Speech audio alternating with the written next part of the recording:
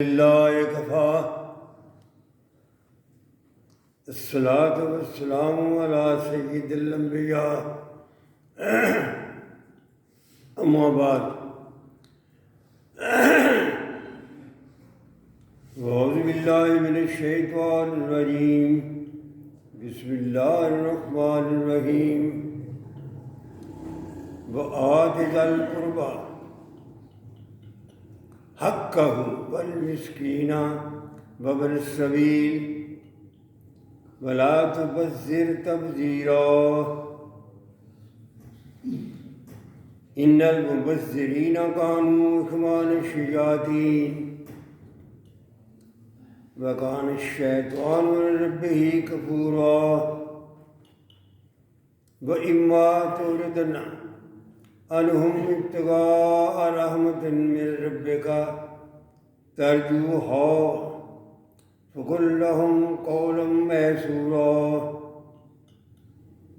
ولا تجعل يدك مغلولة إلى عنقك ولا تبسطها كل البسط فتقعد ملوما محسورا ان ربك یبسط رزق لمن یشاء ویقدر انہ کان بعبادہ خبیرا بصیرا۔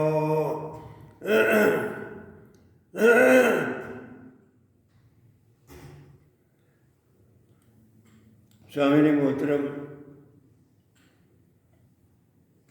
یہ سورہ بنی اسرائیل کی 5 آیات میں نے تلاوت کی ہیں۔ سورہ بنی اسرائیل ہجرت سے 1 سال پہلے نازل ہوئی تھی، اور ہجرت سے پہلے یہ آیات اس بات کی نشاندہی کرتی ہیں کہ جب مدینہ میں نبی اکرم صلی اللہ علیہ وسلم اپنی حکومت قائم کریں گے، نظام قائم کریں گے، تو اس وقت کیسا معاشرہ ہوگا، اس کے خد و خال کیا ہوں گے، یہ آنے والی وقت کی بات ہے۔ اللہ تعالیٰ نے ان آیات میں 2 حکم دیے ہیں اور پھر ان احکامات پر عمل کرنے کا طریقہ بتایا ہے، اور پھر یہ بات بتائی ہے کہ اللہ تعالیٰ جس کو رزق عطا کرتا ہے، وسائل دیتا ہے، اس پر اس کا اپنا کنٹرول ہے۔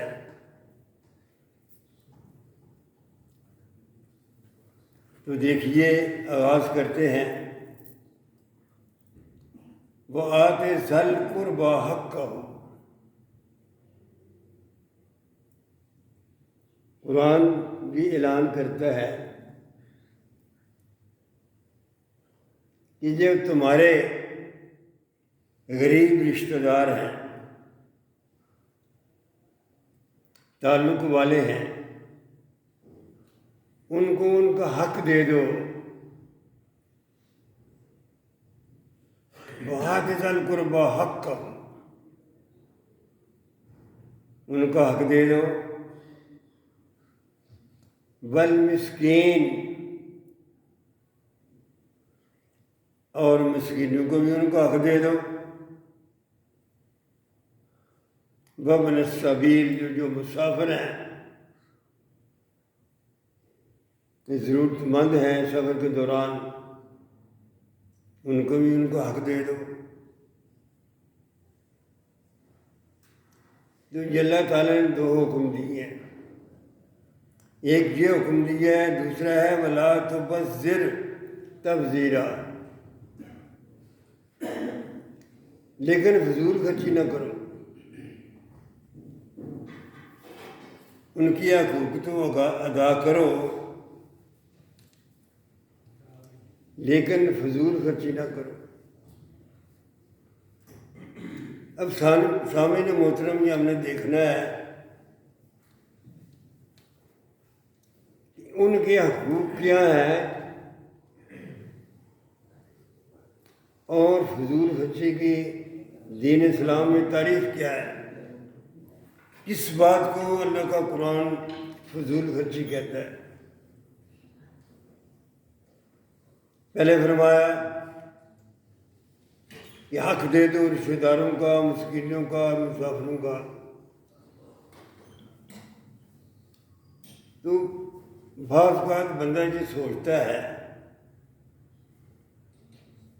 یہ دولت تو میرے سے میں نے کمائی ہے، کاروبار تو میں کرتا ہوں، زمین مجھے وراثت میں ملی ہے، تو میرے اس کمائی میں، میرے اس دولت میں ان کا حق کیسے آ گیا؟ اللہ تعالیٰ تو حق کہہ رہا ہے۔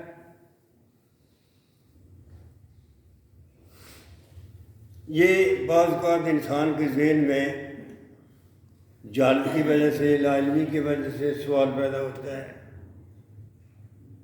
یہ دولت تو میری تھی، وسائل تو میرے تھے، اللہ کہتا ہے ان کو حق دے دو۔ یہ غلط فہمی اس لیے پیدا ہوتی ہے سامعین محترم کہ ہم یہ سمجھتے ہیں کہ جو کچھ ہمارے پاس ہے، دولت ہے، بینک بیلنس ہے، زمین ہے، کارخانے ہیں، ہم اس کے حقیقی مالک ہیں۔ یہ ہماری سوچ میں بات آ جاتی ہے، ہم اس کے مالک ہیں۔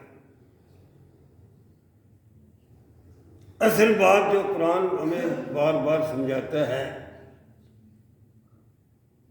وہ یہ ہے کہ تم اس کے حقیقی مالک نہیں ہو۔ یہ بات سمجھنے والی ہے۔ وَلِلَّهِ مَا فِي السَّمَاوَاتِ وَمَا فِي الْأَرْضِ، جو کچھ اس کائنات میں ہے، زمین میں اور آسمانوں میں جو کچھ بھی ہے، وہ اللہ کا ہے، اللہ اس کا مالک ہے۔ اور ہمارے پاس جو وسائل آئے ہیں یہ ہمارے پاس امانت ہے۔ یہ غلط فہمی جب تک دور نہ ہوگی بات سمجھ نہیں آئے گی۔ ہم تو اس کی حقیقی مالک ہے ہی نہیں۔ اس کی تشریح فرمائی نبی اکرم صلی اللہ علیہ وسلم نے۔ بھی بندہ کہتے رہتا ہے یہ میرا مال ہے، یہ میرا مال ہے، یہ دولت میری ہے، زمین میری ہے، کارخانے میرے ہیں، بینک بیلنس میرا ہے، وہ غلط بات کہتا ہے۔ اس لیے اس کا صرف وہ ہے جو اس نے کھا لیا یا پہن لیا اس زندگی میں، یا اللہ کے راستے میں خرچ کر دیا تو اسے آخرت بنا لیا۔ باقی تو کا وہ مالک ہی نہیں ہے۔ باقی جب وہ موت کی وادی میں داخل ہوگا تو جو کچھ اس کے پاس تھا اس کے وارثوں کے پاس چلا جائے گا۔ وہ مالک کیسے ہو گیا؟ تو جو قرآن و سنت جس بات کی تشریح کرتا ہے، بار بار کرتا ہے، وہ یہ بات سمجھی جاتی ہے کہ اے بندے، جو کچھ تمہارے پاس ہے یہ اس کا حقیقی مالک اللہ تعالیٰ ہے اور تمہارے پاس امانت ہے۔ اب ذرا عقل کی روح سے دیکھیں تو جو اصل مالک ہے اس کی مرضی کے بغیر امانت ہم خرچ نہیں کر سکتے۔ ہمارے پاس امانت ہے۔ مثال کے طور پر ایک آدمی ہے، اس نے مجھے 1,00,000 میرے پاس امانت رکھا ہے،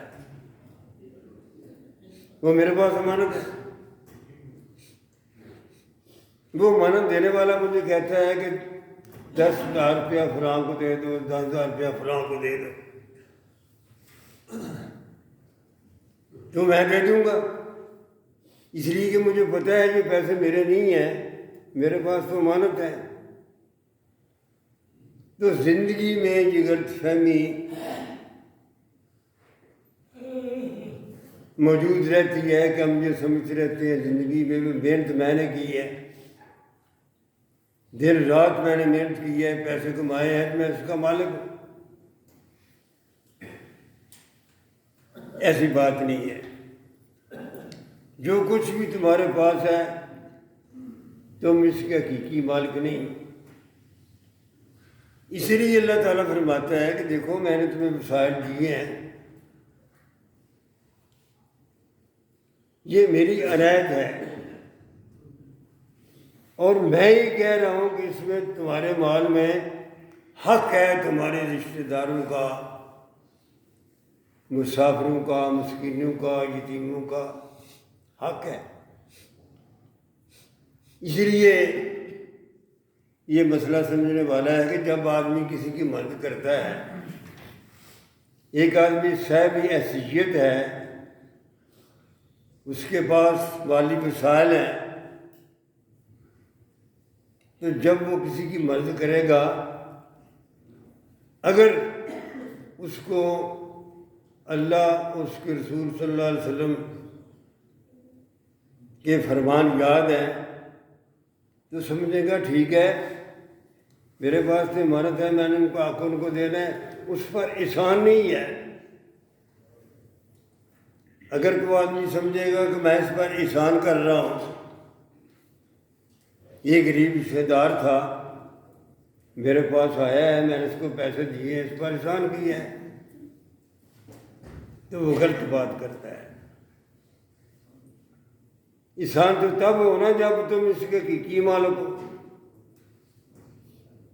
تمہارے پاس تو امانت تھی، اللہ کا حکم تھا کہ اس امانت میں سے فلاں فلاں کو اتنا حصہ دے دو۔ یہ بڑا ضروری ہے سمجھنے کے لیے۔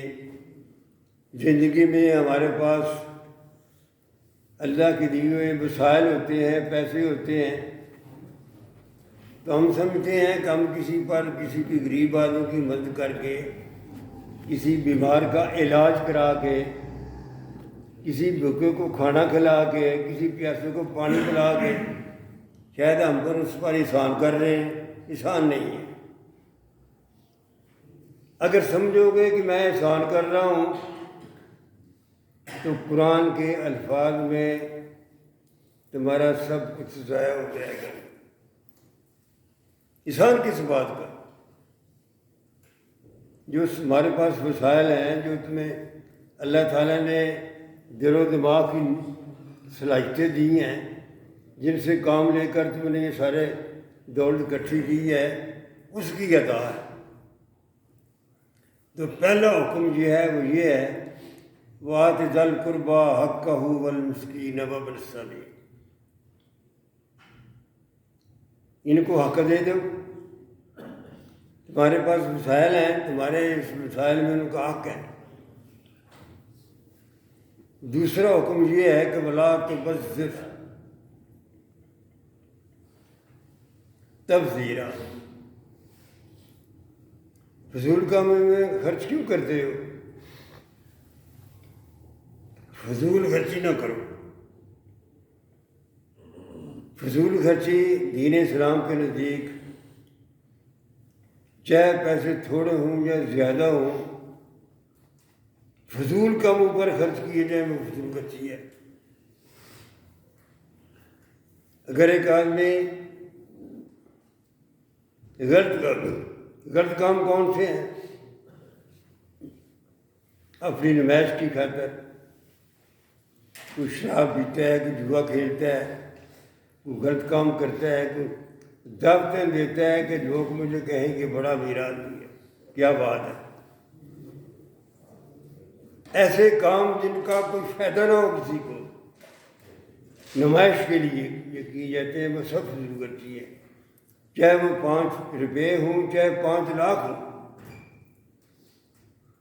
ہر وہ کام جو نمائش جس کی ہوگی، فضول کاموں پر خرچ ہوگا، وہ فضول خرچی ہے۔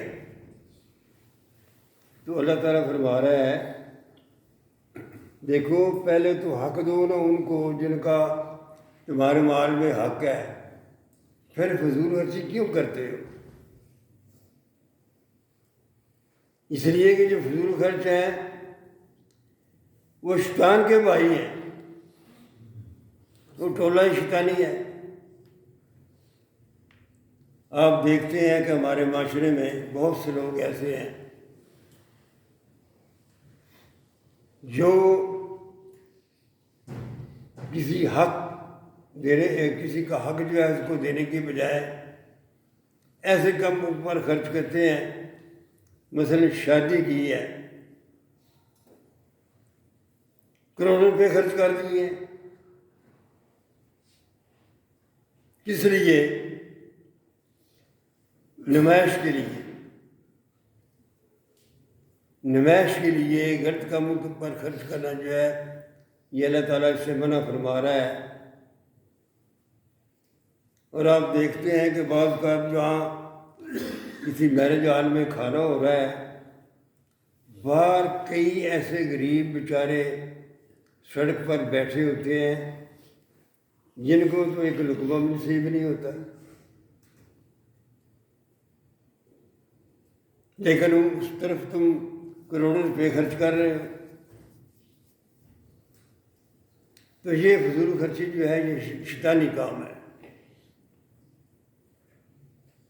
وَكَانَ الشَّيْطَانُ لِرَبِّهِ كَفُورًا، شیطان تو وہ ہے جو نہ شکرہ ہے اپنے رب کا،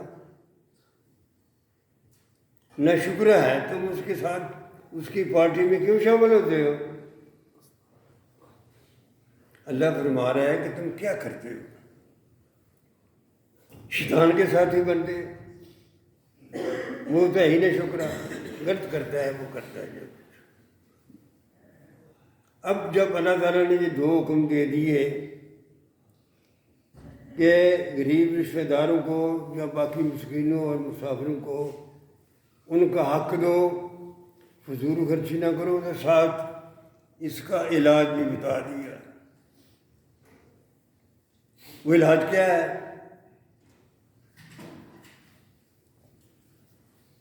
وَلَا تَجْعَلْ يَدَكَ مَغْلُولَةً إِلَىٰ عُنُقِكَ،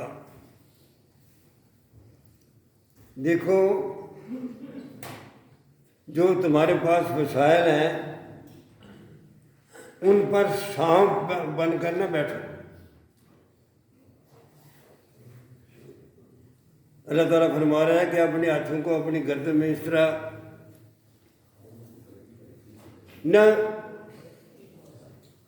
گردن میں اس طرح اپنے ہاتھوں کو دباؤ، بلکہ اس کا مطلب کیا ہے کہ کنجوس نہ بنو۔ کسی کا حق دینا ہے تو اس کو حق دے دو۔ بلا تبسطها كل البسط، اور نہ ہی اتنے اپنے ہاتھ کھول دو کہ تمہارے پاس سب کچھ خرچ ہو جائے، یہ بات بھی غلط ہے۔ اللہ تعالیٰ جہاں حکم دیتا ہے کہ تم اللہ کے راستے میں خرچ کرو، کسی کا بھلا ہو جائے، وہاں یہ بھی پابندی لگاتا ہے کہ سب کچھ خرچ نہ کر دو، جو کچھ تمہارے پاس ہے سب خرچ کر دو، یہ بات بھی ٹھیک۔ جنگ تبوک کے موقع پر حضرت کعب بن مالک رضی اللہ تعالیٰ عنہ ایک صحابی رسول تھے، سچے مومن تھے۔ وہ کسی وجہ سے نہ جا سکے جنگ تبوک میں، جانا چاہتے تھے لیکن نہ جا سکے۔ یہ بھی تھے اور 2 ساتھی ان کی اور تھے۔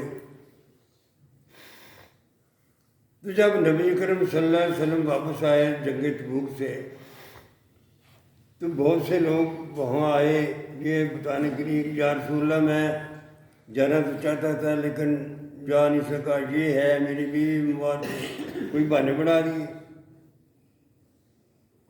لیکن یہ 3 صحابہ کرام ایسے تھے جنہوں نے کھل کے کہہ دیا کہ یا رسول اللہ ہم تو جا سکتے تھے، ہمارے پاس وسائل تھے، جانا چاہتے تھے، یہ ہماری غلطی ہے کہ ہم نہیں گئے۔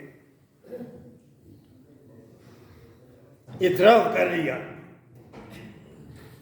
تو اللہ تعالیٰ نے فرمایا ٹھیک ہے تم بیٹھو، اللہ تعالیٰ جب فیصلہ کرے گا تمہاری توبہ تو اللہ نے قبول کرنی ہے۔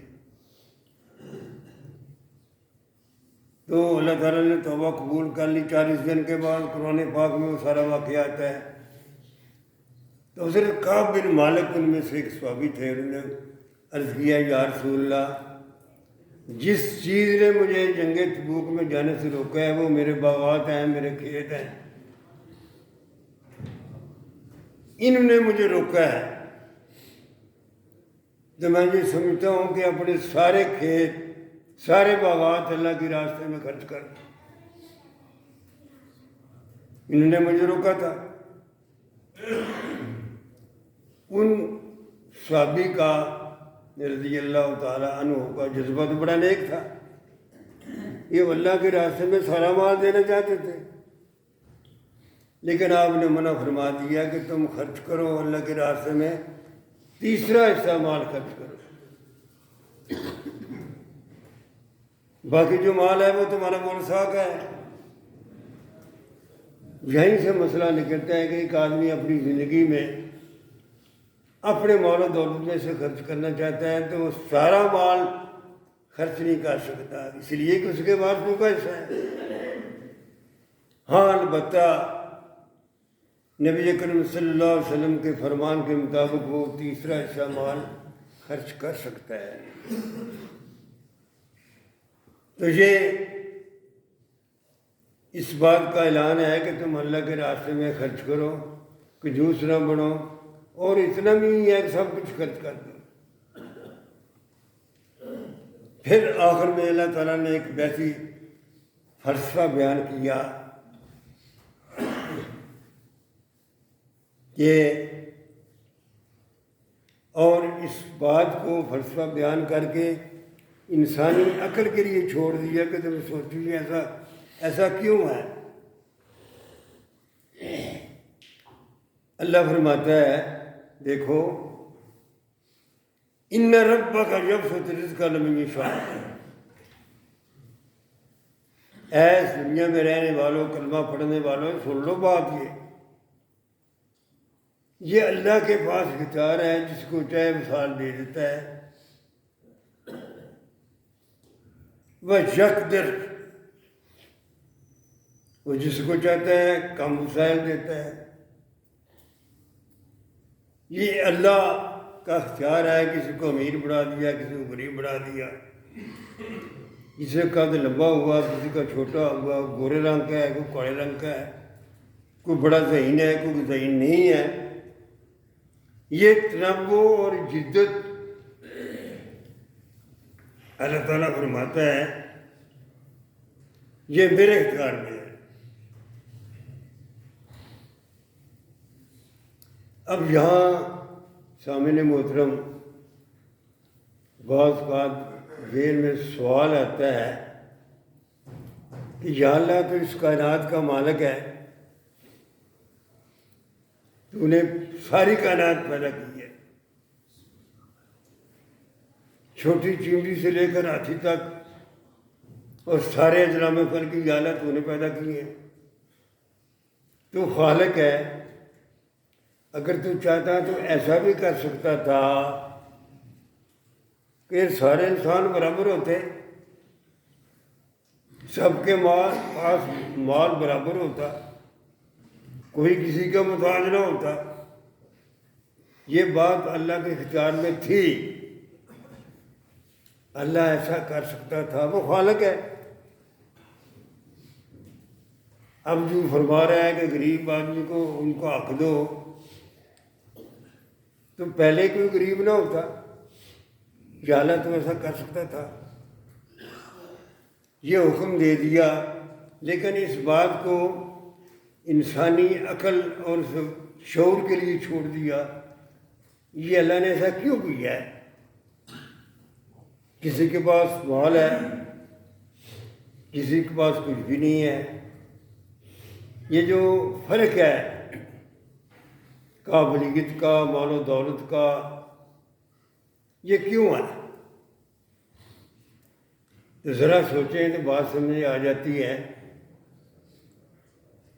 کہ اگر سارے آدمی برابر ہوتے، وسائل کے لحاظ سے، عقل کے لحاظ سے، ہر لحاظ سے برابر ہوتے، تو کوئی کسی کی ضرورت نہ بن سکتا،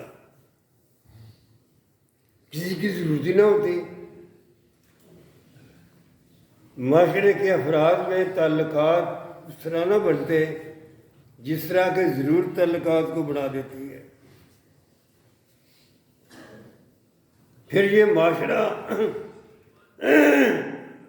اس طرح وجود میں نہ آتا، لیکن اللہ تعالیٰ کی حکمت ہے، اس کی مصلحت ہے، اس کی مشیت ہے کہ اس نے خود کسی کو وسائل زیادہ دیے ہیں، کسی کو کم دیے ہیں، تاکہ جس کو وسائل زیادہ دیے ہیں وہ دوسرے بھائی کے لیے قربانی کرے۔ ظاہر ہے کہ جو مال دے رہا ہے وہ قربانی کر رہا ہے، اور جو مال لے رہا ہے غریب آدمی ہے، اس میں وہ شکر گزار ہو رہا ہے، اس کا احسان مند ہو رہا ہے، تو اس کی احسان مندی اور اس کو مال دینا، یہ چیز دونوں کو آپس میں اکٹھا کرتی ہے۔ آپ دیکھ لیں، جب آپ اللہ کی رضا کے لیے کسی غریب کی مدد کرتے ہیں، قربانی دیتے ہیں، اپنا مال خرچ کرتے ہیں، آپ میں ایک جذبہ قربانی کا پیدا ہوتا ہے کہ میں ایک آدمی کی مدد کر رہا ہوں، اور دوسرا آدمی جو غریب تھا، بیمار تھا، محتاج تھا، وہ آپ کا احسان مند ہو رہا ہے، اس کی یہ احسان مندی اور آپ کی قربانی کیا ہے، یہ دونوں کو اکٹھا کر رہی ہے۔ اس طرح معاشرہ تشکیل پاتا ہے، ایک آدمی مدد کر رہا ہے، ایک آدمی کی مدد ہو رہی ہے، ایک قربانی دے رہا ہے اور دوسرا احسان مند ہو رہا ہے۔ یہ اللہ کی حکمت ہے، ہر کام میں اس کی حکمت ہے۔ تو اللہ فرماتا ہے اِنَّ رَبَّكَ يَبْسُطُ الرِّزْقَ لِمَن يَشَاءُ، اللہ جسے چاہتا ہے وسائل دیتا ہے، وَيَقْدِرُ، اور جسے چاہتا ہے اس کا وسائل کم کر دیتا ہے۔ إِنَّهُ كَانَ بِعِبَادِهِ خَبِيرًا بَصِيرًا، وہ اپنے بندوں کی نفسیات سے خوب واقف ہے۔ یہی وہ نقطہ ہے جو قرآن پاک سمجھا رہا ہے کہ نفسیات کیا ہے؟ آپس میں باہمی تعلق، پیار اور محبت۔ ایک آدمی قربانی کر رہا ہے، دوسرا احسان مند ہو رہا ہے۔ اسی لیے اللہ تعالیٰ نے یہ فرمایا کہ میں نے اس کائنات میں جو اس کا خالق اور مالک ہوں، جو تنوع ہے، جو جدت ہے، یہ میں نے اس لیے قائم کی ہے تاکہ میرے بندے ہیں وہ ایک معاشرہ بن کے رہے اور ایک دوسرے کا تعلق قائم رہے۔ اللہ تعالیٰ ہمیں سمجھ کی توفیق دے۔ وما علینا الا البلاغ المبین۔